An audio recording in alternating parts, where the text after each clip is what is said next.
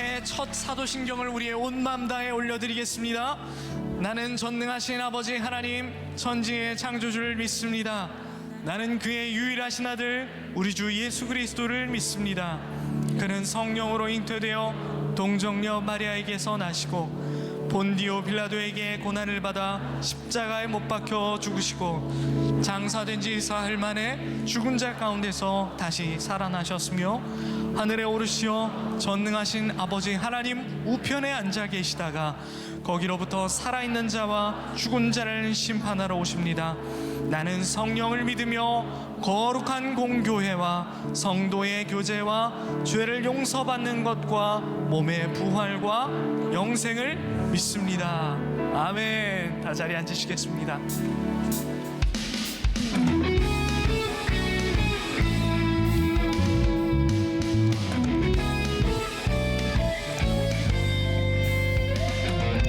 주와 같이 길 가는 것 즐거운 일 아닌가.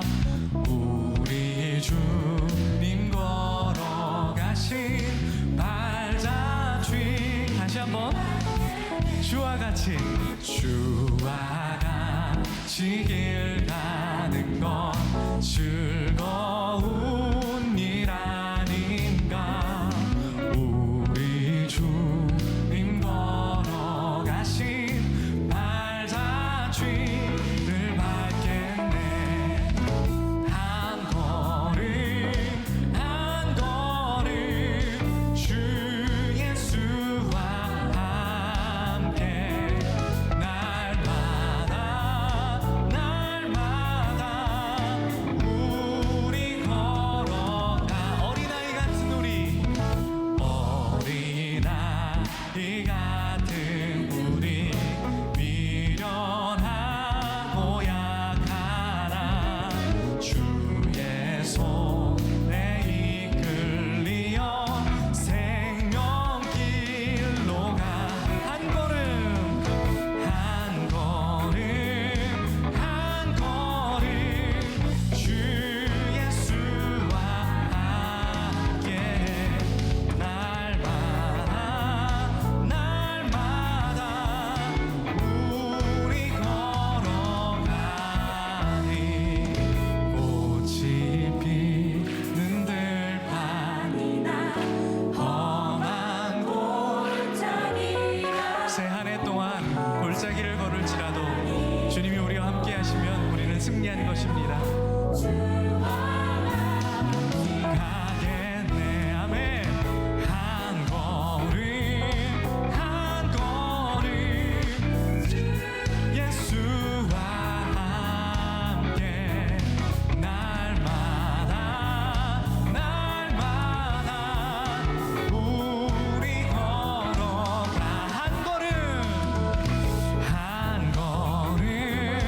한 걸음 주 예수와 함께 날마다 우리 옛 선지자의 록같이 우리들도 천국에 들려 나갈 때까지 주와 같이 걷겠네. 한 걸음 나 주와 함께 내 주와 함께 주 예수와 함께 날마다 우리 걸어가. 한 걸음 마지막입니다. 한 걸음 주 예수와 함께 날마다 우리 걸어가리.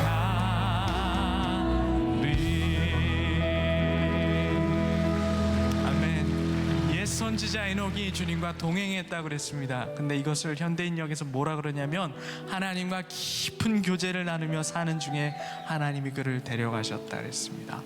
2023년 저와 여러분이 하나님과 깊은 교제를 누릴 수 있기를 축복합니다. 하나님의 숨결 1월 5일자에 보면 이런 말씀이 있어요. 하나님을 경외하는 예배의 절정에서 진정한 나를 발견하게 될 것입니다. 하나님을 경외하는 자에게 참 지혜가 주어지기 때문입니다. 주님이 주시는 지혜로 우리가 의로운 길, 생명의 길을 택하며 주님과 함께 교제하는 우리가 새 한 해 되기를 축복합니다. 여러분의 목소리로 고백할까요? 저 장미꽃 위에 있을 아직 맺혀 있는 그때 귀에 은이 소리 들리니 주 음성 하여 여러분만 주님 나와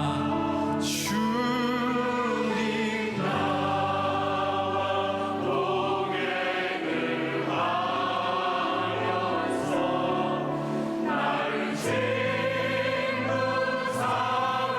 삼으셨네. 우리 서로 아는 주님을 경외하며 함께하는 것이 지혜입니다. 알 사람이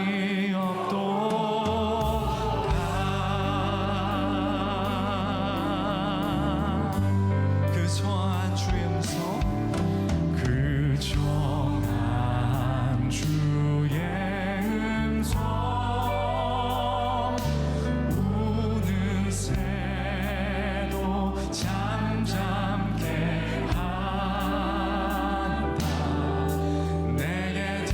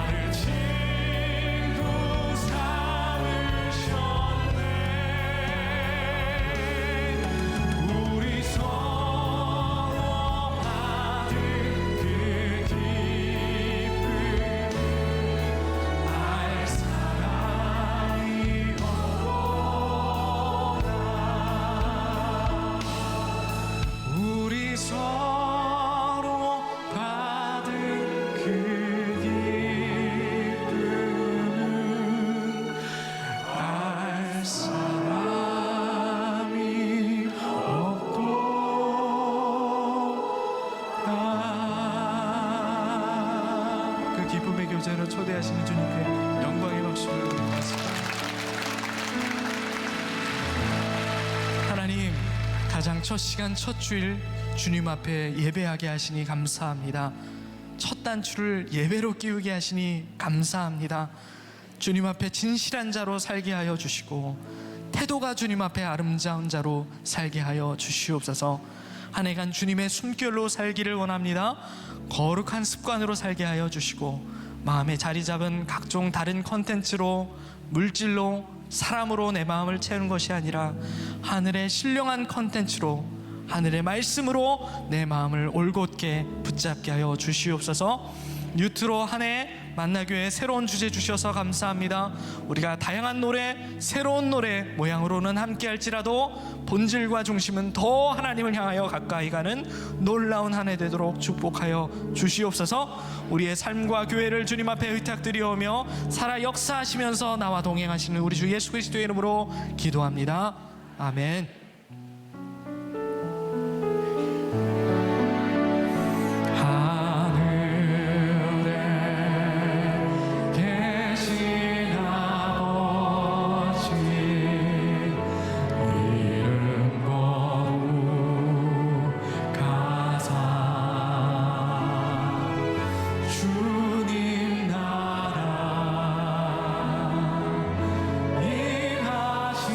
임하시고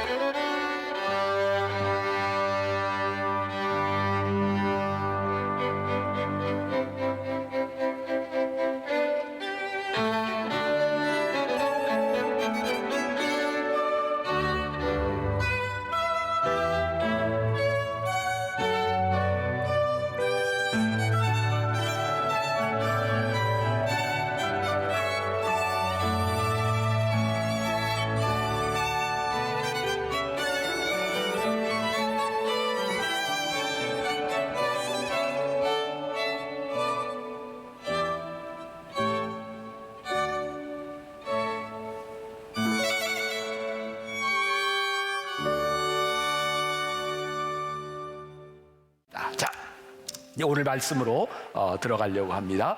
오늘 말씀 새로운 습관 첫 번째 말씀으로 이것이 예배다, 이런 말씀을 드리려고 그래요.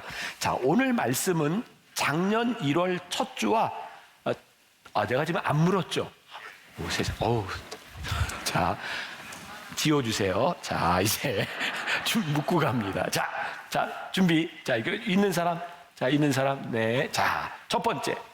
만나교회 새해 첫 설교는 항상 예배에 관한 것이다. OX. 이야, 세 사람 말고 다, 아이고, 금방 또 바꿨네. 네, 괜찮아요. 틀려도 괜찮아요. 네, 오케이. 자, 두 번째. 성경 인물 중 가장 오래 산 인물은 에녹이다. OX. 상당히 오가 많아요. 괜찮아요. 많이 틀려서 덜 창피해도 돼요. 괜찮습니다. 자, 세 번째. 이따 답은 다 이제 설교 시간에 나옵니다. 나는 지금 예배의 회복을 간절히 원한다. OX.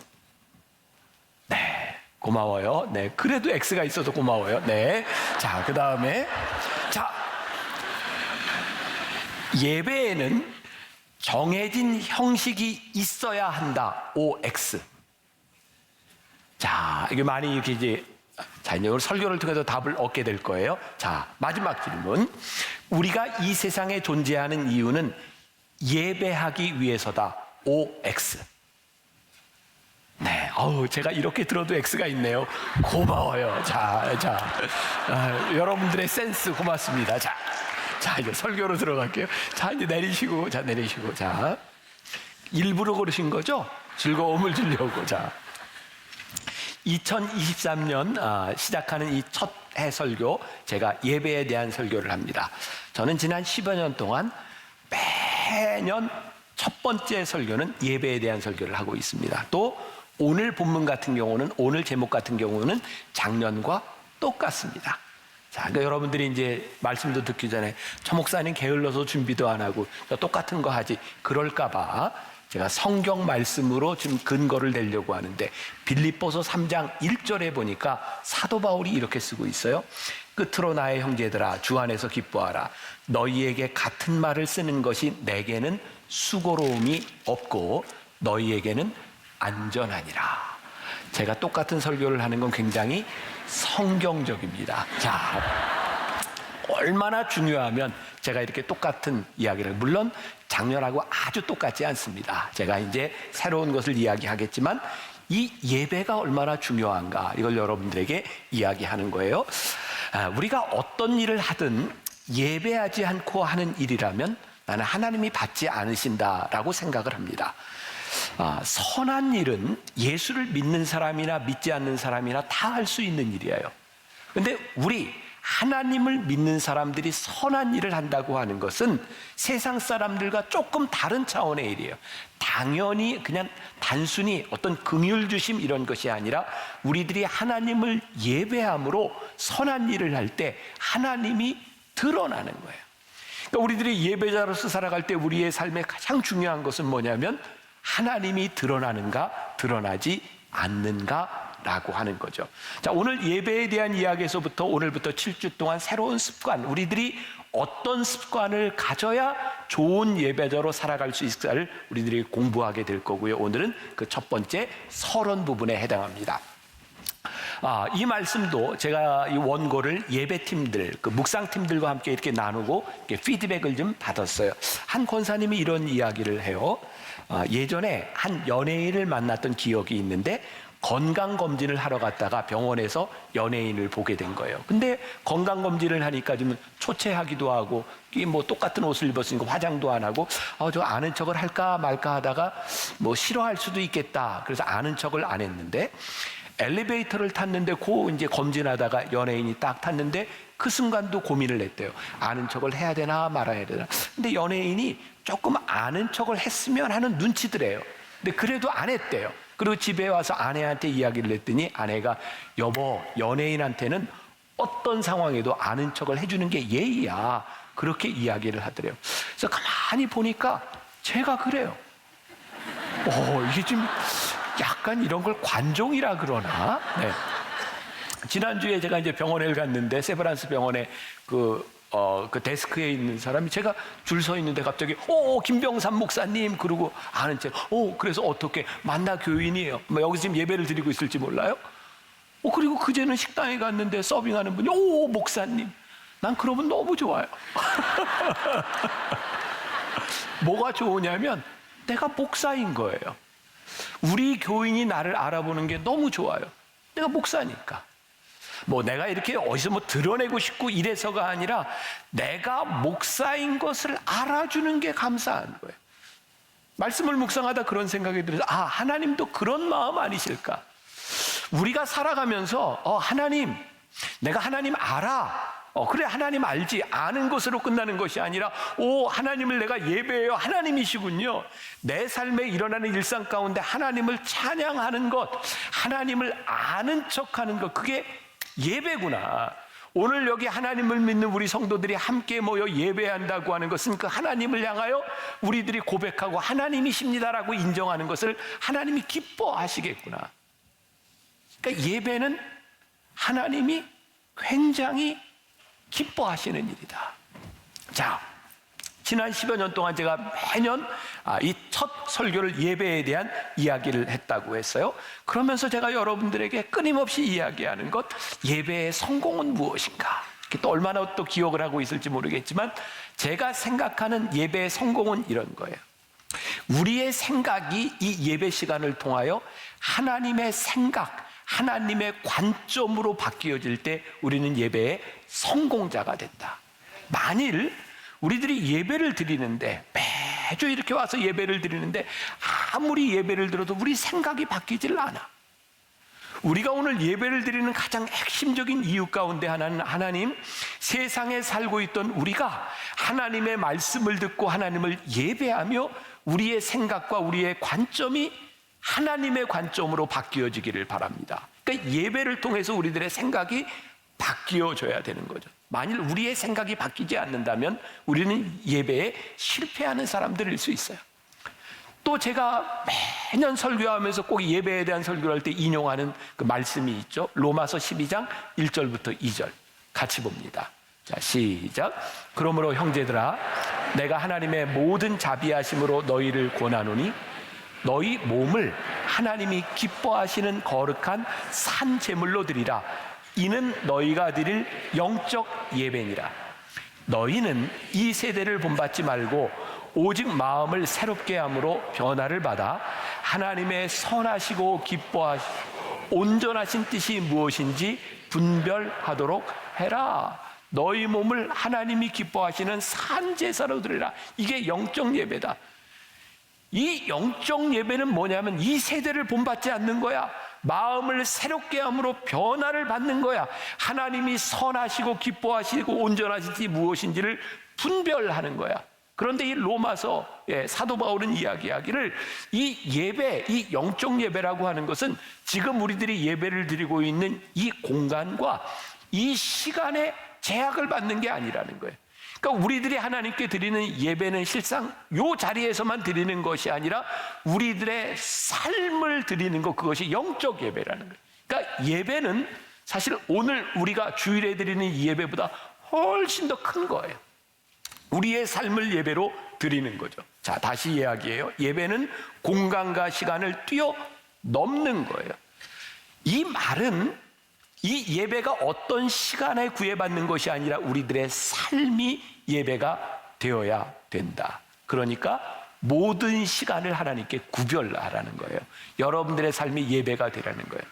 혹시 오늘 이 말씀을 듣는 여러분들 가운데 그래 맞아, 그 예배는 그렇게 시간과 공간을 초월하는 것이니까 굳이 교회 갈 필요 없어, 굳이 시간을 이렇게 지켜야 될 필요 없어 라고 생각한다면 저는 이건 굉장히 잘못 생각하는 거다. 물론 저는 이 시간과 이 공간을 뛰어넘는 것이 예배라고 하는데 저는 전적으로 동의하지만 우리들이 하나님 앞에 드리는 이 시간도 구별하지 못하는 사람이 삶 전체를 구별한다? 저는 이거 새빨간 거짓말이라고 생각해요. 사실 우리가 우리들의 삶을 구별할 수 있는 그 힘은 우리 믿음의 공동체들이 함께 모여 예배하고 기도하고 말씀을 들으며 우리들이 힘을 얻는 거예요. 근데 우리가 나는 그냥 다 구별했어 라고 한다면 저는 거짓말이다 라고 말할 수 있을 것 같아요. 2023년도를 시작하며 하나님, 내 삶을 하나님께 구별하기 위하여 내 삶에 구별된 시간이 있게 하여 주옵소서. 이건 우리의 신앙에 굉장히 중요한 일이에요. 또 제가 예배에 대한 설교를 할 때마다 인용하는 말씀, 요한복음 4장 23절과 24절 같이 봉독합니다. 자, 시작. 아버지께 참되게 예배하는 자들은 영과 진리로 예배할 때가 오나니 곧 이때라. 아버지께서는 자기에게 이렇게 예배하는 자들을 찾으시느니라. 하나님은 영이시니 예배하는 자가 영과 진리로 예배할지니라. 아까 제가 여러분들에게 형식에 대하여 OX를 물었어요. 우리 만나교회는 이 예배에 관하여 굉장히 레디컬한 교회입니다. 지난 20년 동안 이 예배라고 하는 것 때문에 한국교회 논쟁의 중심에 섰던 교회가 만나교회입니다. 자, 왜 만나교회는 이런 논쟁의 중심에 서서 예배의 개혁을 시도했을까? 제가 성경에 보니까 어느 곳에서도 예수님께서 너희들이 예배를 이렇게 드려라 형식에 대하여 얘기한 부분이 한 부분도 없어요. 뭐 예를 들면 우리가 대개 예배를 시작할 때 이렇게 조용한 기도로 시작하든지 이렇게 사도신경을 외우든지 교동문을 외우든지, 근데 이건 전혀 성경적이지 않아요. 우리들이 2000년 동안 예배를 드려왔던 우리의 형식에 대한 부분이지 이건 성경적이지 않아. 여러분들에게 한번 물어봅시다. 예배가 전통적인 것이 맞습니까? 성경적인 것이 맞습니까? 빨리 대답하세요. 다시. 뭐가요? 성경적인 것. 성경에서 예수님께서 예배에 대하여 딱 한마디 하셨다고. 그게 뭐냐면 요한복음 지금 4장 23절과 24절. 하나님은 영이시니 예배하는 자가 신령과 진정으로 예배할지니라. 그래서 우리 만나교회에서는 이런 생각을 하게 되었어요. 우리가 신령과 진정으로 하나님을 예배하는데 우리들이 어떤 형식을 취할까? 신령과 진정으로 예배하기 위해서 형식이 필요한 것이지 예배를 위해 형식이 중심이 되어서는 안 된다는 거예요. 그래서 우리 교회 예배 가운데는 여러 가지 형식의 파괴들이 일어나고 있어요. 어떻게 하면 신령과 진정으로 예배를 드릴까를 고민하다 보니까 매주 성가대가 꼭 특성을 해야 되는 건 아닌 것 같아요. 성가대 특성이 굉장히 중요한데 예배를 위해서 이게 꼭 형식에 들어가야 되는 것이 아니라 이 성가대가 신령과 진정으로 예배를 드리는데 도움이 됐으면 좋겠어요. 우리 만나교회가 모든 예배에서 이제 장로님들의 기도와 이런 것들이 빠지게 된 이유 가운데 하나고, 우리가 자꾸 형식에 매이는 것 때문에 제가 그런 고민을 하게 돼요. 어떻게 이 형식을 걷어내고 신령과 진정으로 우리들이 예배할 수 있을까요? 제가 아직 시도해보지 못했지만 저에게는 정말 꿈이 하나 있거든요. 언젠가는 한번 해볼 것 같아요. 어떤 꿈이냐면 이렇게 주일날 예배를 드리는데 이렇게 처음에 찬양을 시작했는데 찬양이 너무 은혜가 돼. 그럼 과감하게 성령님, 오늘 예배는 우리가 찬양으로 드리면 좋겠습니다. 제가 준비한 설교도 내려놓고 다른 거 다 내려놓고 이 1시간 동안 찬양 가운데 은혜로 쫙 들어갈 수 있는 예배. 제가 설교를 시작했는데 이 말씀이 은혜가 되는 거예요. 하나님, 오늘은 이 말씀만 가지고 예배를 드리면 좋겠습니다. 그리고 말씀만 전하고 끝. 그런데 은혜가 돼. 설교 중에 예배 중에 기도를 시작했는데 기도 가운데 성령님의 임재하기 시작해요. 그러면 이 예배 시간 내내 기도하다 끝날 수 있는 예배. 우리의 신령과 진정이 이 예배 가운데 들어간다면 우리들이 어떤 것도 성령의 임재 앞에 우리를 내려놓을 수 있는 그런 예배에 대한 꿈을 꾸는 거예요. 하나님께서 저에게 주시는 뜨거운 마음이었어요. 예배에 대한 마음이었어요. 예배는 형식에 대한 문제가 아니라 오늘 예배를 드리는 우리들의 마음 가운데 신령과 진정이 있는가? 자, 오늘 우리 장로님이 읽어주신 본문 말씀 창세기 5장 24절. 에녹이 하나님과 동행하더니 하나님이 그를 데려가심으로 세상에 있지 아니하였더라. 에녹도 꽤 오래 살았지만 성경에서 제일 오래 산 사람은 무드셀라. 에녹 들었던 분은 무드셀라. 자, 뭐 그거 별로 중요하지 않아요. 자, 에녹이 하나님과 동행하더니, 자, 말씀을 묵상하다가, 말씀 묵상이라고 하는 것은 성경을 읽다가 어떤 부분이 탁 이렇게 마음에 들어와서 오래 생각하는 거예요. 자, 저에게는 왜 하나님께서 에녹과 함께 하셨다 이렇게 말씀하지 않고 에녹과 동행했다라고 말씀하셨을까? 그게 제 마음에 이렇게 딱 들었어요. 이게 무슨 의미지? 생각해 보니까 에녹이 살던 그 시대에 하나님은 모든 사람들과 함께 하셨던 것 같아요. 하나님은 무소부재하시잖아요. 그러니까 하나님은 늘 우리와 함께 하세요. 임마누엘. 예수님께서 이 땅에 오셨다라는 그 임마누엘은 우리 모두에게 함께 하신다는 거예요. 그런데 하나님은 늘 우리와 함께 하시는데 우리 모두가 하나님과 동행하지는 않더라고요. 그러니까 하나님이 우리와 함께 하신다고 하는 것과 하나님과 동행한다고 하는 것은 다른 문제인 것 같아요. 하나님과 동행했다고 하는 것을 영어성 NIV에서는 이렇게 표현하더라고요. walk with Jesus, walk with God. 하나님과 함께 걸었다. 저 발음이 WAL인데, 그 발음인데 저게 잘 안 돼요. 하나님과 함께 걸었다. 동행은 뭐예요? 하나님과 함께 걸었다. 자, 걷는 걸 한번 생각해 봅시다. 우리들이 함께 걸으려면 어떻게 해요? 보폭을 맞춰야 되잖아요. 근데 하나님 보폭하고 우리의 보폭하고 맞아요? 안 맞아요. 그러니까 하나님과 우리가 동행하려고 하면 하나님이 우리에게 맞춰주셔야 돼. 우리가 하나님을 따라갈 수는 없어요. 그래서 하나님께서는 우리와 함께 해주셨어요. 임마누엘 해주셨어요. 이스라엘 백성들이 출애굽해서 광야를 지나가는 동안 최효성 목사님이 쓴 시속 3마일의 하나님이라는 책이 있는데, 시속 3마일은 키로수로 하면 4.8km예요. 시속 3마일의 하나님, 하나님께서 한 시간에 시속 4.8km의 속도로 우리와 동행하셨다는 거예요. 뭐예요? 우리의 속도로 맞춰주셨다. 보세요.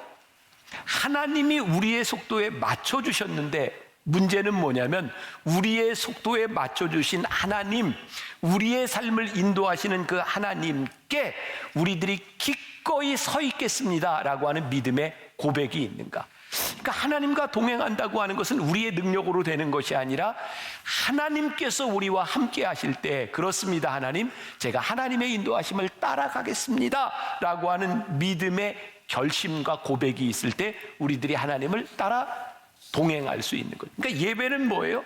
우리 가운데 임재하시는 하나님 앞에 우리들이 믿음의 고백을 하는 거예요. 주님의 생각으로, 하나님의 관점으로 우리들의 삶을 살아가겠습니다. 또 벌써 이제 2년 전이 됐네요. 주님은 나의 최고봉, 오스왈드 챔버스의 주님은 나의 최고봉 1월 6일자에 보면 예배에 대해서 말하고 있는데 이런 문장을 얘기하고 있어요. 이거 제가 설교하면서 참 생각하는 건데 여러분들은 참 수지 맞았다. 제가 늘 그런 생각을 해요. 아무튼 좋은 책을 딱 읽고 제가 엑기스만 알려드려요. 복 받았다니까요. 네, 참 이것도. 자, 오스왈드 챔버스가 이렇게 얘기를 하고 있어요. 예배란 하나님께서 우리에게 주신 가장 좋은 것을 다시 하나님께 드리는 것이다.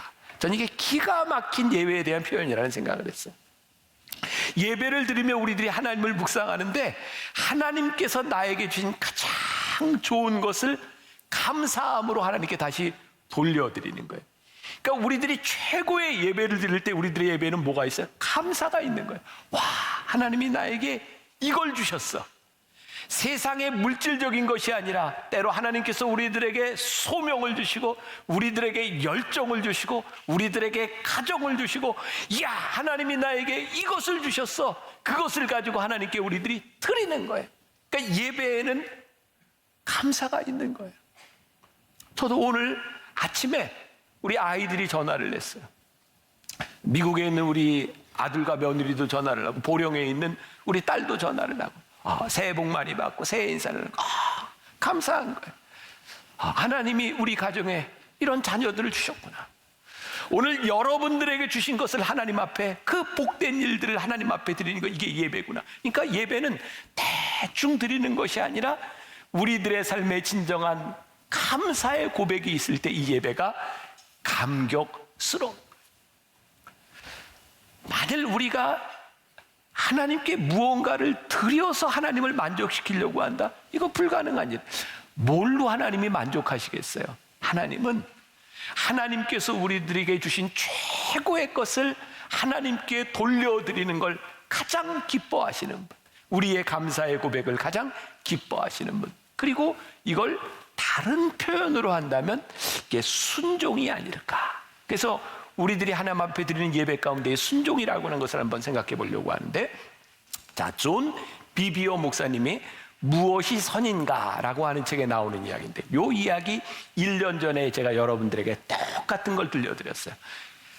네, 또 해요. 저는 이게 좋으니까. 자, 그 존 비비오 목사님이 텍사스 달라스에서 목회를 할 텐데, 미국 사람들이 제일 좋아하는 운동이 미식축구예요. 그래서 미식축구 시즌이 되면 주일날 미식축구 경기를 보고 월요일날 직장에 가면 그 이야기하는 게 그들의 문화 가운데 하나죠. 이 달라스에는 유명한 미식축구팀이 있습니다. 달라스 카우보이스라고 합니다. 이 목사님은 미식축구를 그렇게 좋아하는 사람이 아니었는데, 달라스에 목회하면서부터 사람들과 어울리기 위해서 미식축구를 보기 시작했고 달라스 카우보이스의 팬이 되었대요. 어느 날 주일 예배를 마치고 돌아왔는데 그 경기가 굉장히 중요한 경기였다 그래요. 달라스 카우보이스하고 필라델피아 이글스라고 하는 팀하고 플레이오프 진출전을 놓고 경기를 하는 거예요. 예배를 마치고 집에 왔더니 8분 정도를 남겨놓고 있는데, 미식축구에서 8분은 꽤 긴 시간입니다. 점수가 바로 달라스 카우보이스가 4점을 뒤지고 있는데, 이 미식축구는 점수를 내는 방식이 저 뒤에 이제 쿼터백에서부터 시작해가지고 앞으로 전진해서 터치다운을 하면 6점을 얻어요. 근데 이 상황이 4점을 지고 있는 상황이니까 이거 터치다운을 하면 역전을 시킬 수 있는 상황인 거예요. 이 목사님이 경기를 열심히 보고 있는 거예요. 양복도 못 입고 앉아서 막 응원을 하고 있는데, 그 책에 보면 그 속에서 성령님께서 그런 마음을 주시더라는 거예요. 기도해라, 기도해라. 그 목사님께서 그렇게 얘기했대요. 8분 남았습니다, 성령님. 잠깐만요. 근데 계속 속에서 기도해라. 6분 남았습니다, 성령님. 제가 이거 끝나고 나면 5시간 기도할게요. 약속합니다. 성령님은 계속 기도하라고 이야기를 하는데, 목사님은 이 경기를 끊을 수가 없는 거예요. 그리고 경기가 끝났고 이겼어요. 그리고 무릎을 꿇고 기도하려고 할 때 책에 이렇게 되어 있더라고요. 좀 읽어드릴게요. 나는 그 느낌을 되살려내려고 노력했다. 기도하려고 노력했다. 하지만 내 입에서 나오는 말들은 진부하고 생기가 없었다. 오래지 않아 무슨 일이 일어났는지 깨달았다. 나는 하나님의 요청보다 달라스 카우보이스의 경기를 선택한 것이다. 카펫에 얼굴을 묻고 탄식했다. 하나님, 누가 저에게 내 인생에서 누가 더 중요하냐? 하나님이냐 달라스 카우보이스냐라고 묻는다면 저는 주저함없이 당연히 하나님입니다 라고 대답할 것입니다. 그런데 저는 방금 제 행동으로 누가 더 중요한지를 드러냈습니다. 하나님이 저를 필요로 하셨으나 제가 하나님보다 축구 경기를 선택했습니다. 제발 저를 용서해 주십시오. 그 즉시 내 마음속에서 이런 음성이 들렸다. 아들아, 나는 내가 5시간 기도를 제물로 바치는 걸 원하지 않는다. 내가 바라는 것은 순종이다. 순종하기 위해 우리들이 기꺼이 포기해야 되는 것이 있어요. 순종은 늘 결단의 문제죠. 사실 어제 송구영신 예배를 드리고 저도 집에 들어가서 자려고 한 시간이 새벽 1시였어요. 그러니까 여러분들 중에는 예배를 마치고 집에 들어갔을 때 훨씬 늦게 들어간 분도 많을 거예요. 아침에 일어나서 아침 식사를 하면서 제 아내하고 둘이 송구영신 예배 끝나고 토요일 밤에 그렇게 늦게 갔으니 아이고 이제 주일 예배가 펑하겠다. 그리고 10시 예배를 왔는데 깜짝 놀랐어요. 교인들은 목사가 생각하는 것보다 훨씬 더 믿음이 좋더라고요. 어떤 사람은 이런 선택을 할 수도 있었을 거예요. 그래, 예배는 시간과 공간에 대한 문제가 아니니까 온라인으로 예배를 드려도 괜찮아.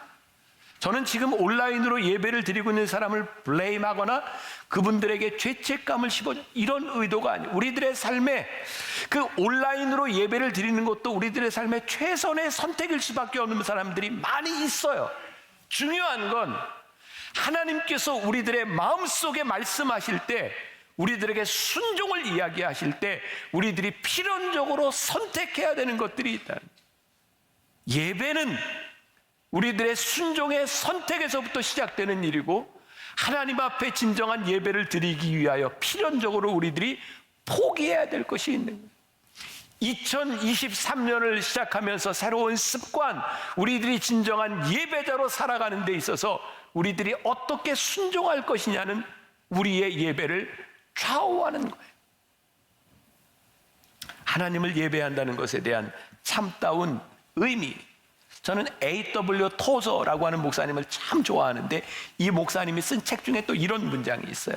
토저에 의하면 예배는 하나님에게로부터 왔다가 우리를 거울 삼아 반사되어서 다시 하나님께로 돌아가는 것이다. 제가 좀 설명하자면, 제가 이해한 바로는 이런 거예요. 하나님께로부터 온 모든 것들이 다시 하나님께로 이렇게 돌아가고, 다시 말하면 우리의 삶 가운데서 하나님의 형상이 나타나는 것이 예배다. 하나님께서 우리들에게 허락하신 것들에 대한 기쁨과 감사의 고백이 있는 것이 예배다. 그래서 토저 목사님은 또 이렇게 얘기해요. 하나님은 인간에게서 나타나는 하나님 자신의 모습을 기뻐하신다. 하나님은 인간이라는 거울을 보고 그 거울 안에서 자신을 보신다. 당신은 누구인가? 본래 당신은 전능자의 거울이 되도록 지음받은 존재이다. 당신은 어떤 존재인가? 당신은 전능자의 거울이다. 당신이 창조된 목적은 바로 하나님의 거울이 되기 위해서다. 예배하는 우리의 모습 가운데 하나님의 형상이 보이는 거예요. 다시 말하면 하나님을 알지 못하는 사람이 예배하는 우리들의 모습을 바라보며 하나님이 보이는, 하나님 저런 분이시구나, 하나님 저렇게 위대하신 분이시구나. 예배가 단순한 이 시간과 공간에 대한 문제가 아니라 로마서 12장에 있는 말씀처럼 내 삶을 하나님께 산 제사로 드리라고 말씀하셨을 때 우리들의 삶이 거룩한 예배가 된다고 하는 것은 뭐예요? 나를 통해 하나님이 보여지는 거예요. 여러분들에게 굉장히 강력한 도전이에요. 우리가 예배자로 살아가겠습니다라고 하는 이 고백 가운데는 우리의 모습 가운데 하나님의 형상이 보여야 되는 거예요. 우리 교회의 모습 가운데 하나님의 형상이 보여야 되는 거예요.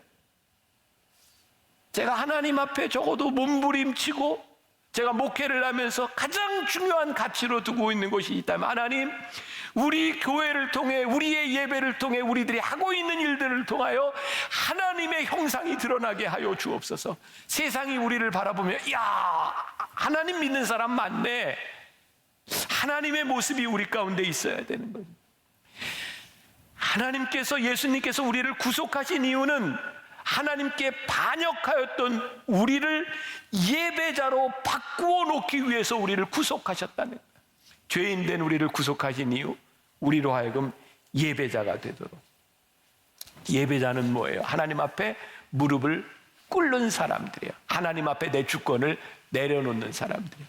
그러니까 우리가 진정한 예배자가 되면 이 예배 가운데서, 우리들의 삶 가운데서 주인이 누구인지를 분명하게 되죠. 하나님이 주인 되시는 거예요.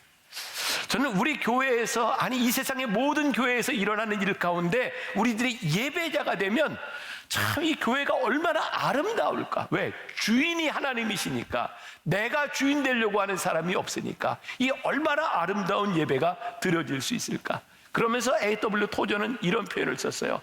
살아서 펄펄 뛰는 그리스도인이 되기 위하여 우리는 예배한다는 거예요. 예배하는 자가 살아서 펄펄 뛰는 그리스도인이 된다는 거예요.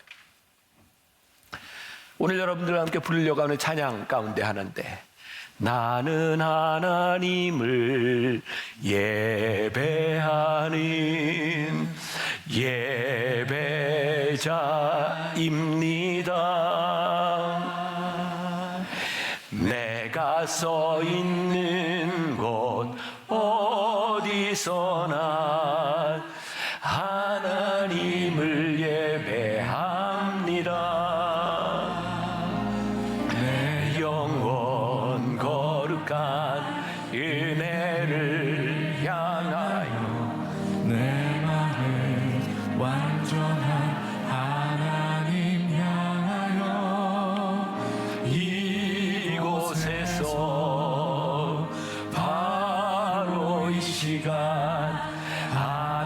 있어요. 거기에서 안식일의 의미에 대해서 이런 이야기를 합니다. 너희는 일곱째 날 노동을 삼가라는 명령을 받았다.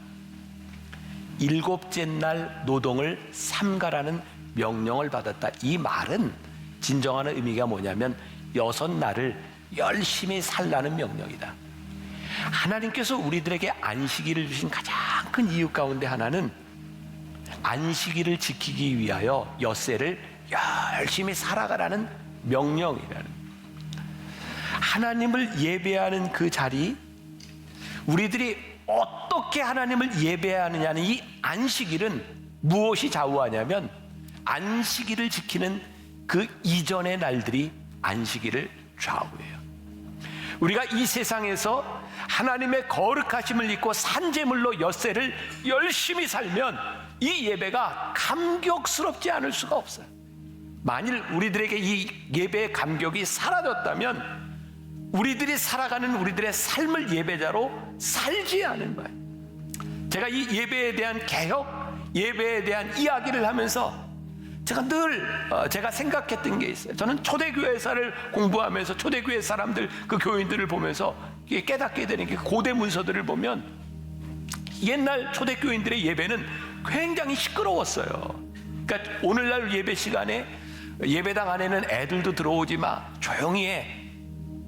제가 보기에는 어쩌면 예배의 본질을 우리들이 거룩이라고 하는 걸 잘못 이해하고 있다는 생각이 들어요. 초대교회 예배는요 무지하게 시끄러웠대요.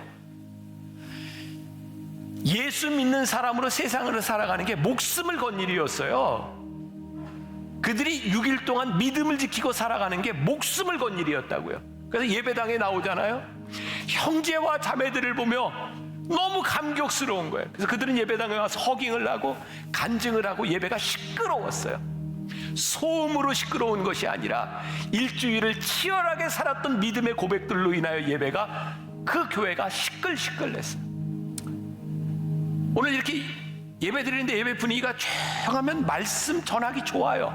근데 진짜 이렇게 말씀을 전하기 좋은 이 분위기에 이 고요함이 진짜 예배인가?